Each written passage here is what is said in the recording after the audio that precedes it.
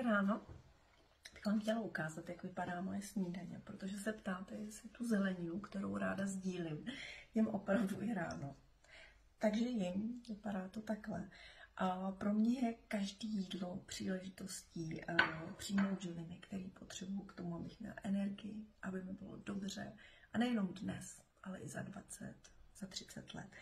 Je mi skoro 50 a myslím si, že to zdraví té mojí kůže nestojí jenom na ty nádherné kosmetice, kterou vyrábím a kterou miluju a používám ji už opravdu hrozně dlouho.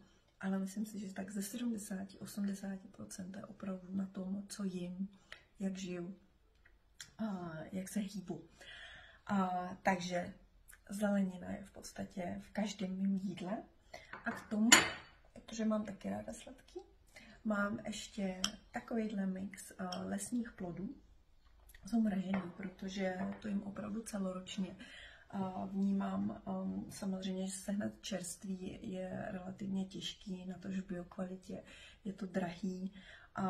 Ovoce a zeleninu hodně myju, čistím to, napustím do vody a nechám to chvíli rozpustit se v octu a v jedlí sodě, abych se zbavila co nejvíc nečistot. Pak to samozřejmě ještě promíchávám vodou a tak dále, protože ne vždy ta kvalita je prostě pro nás dostupná a dá se to sehnat a tak dále. Takže mám tam i jablko, mám tam chia semínka, ovesní vločky, dám si tuky. A já třeba tu zeleninu mám ráda tepelně zpracovanou, ale jenom vteřinku.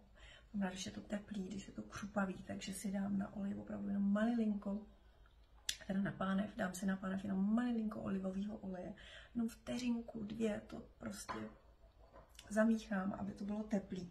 A myslím si, že co je kámen úrazu v té naší stravě, že my přijmeme strašně moc kalorií v tucích, oleje a všemožné tuky v polotovarech. Nejsou to kvalitní tuky, jsou zprocesovaný v polotovarech, v restauracích. A pak samozřejmě, když ještě chceme nějaký kvalitní jídlo k tomu, tak samozřejmě ty kalorie se nám kopí. Takže myslím si, že kdyby člověk vypustil jenom tyhle ty šílený tuky, o kterých třeba ani neví, že přijímá, tam si vezměte, jak vaříme, uděláme bramborovou kaši, ještě tam přidáme máslo, pečeme maso, ještě tam přidáme nějaký tuk, to maso samo o sobě je třeba tučný. Takových kalorií, který si může dovolit člověk, který třeba jde na nějakou túru na vysoké hory, nebo celý den kácí stromy v lese a tak dále.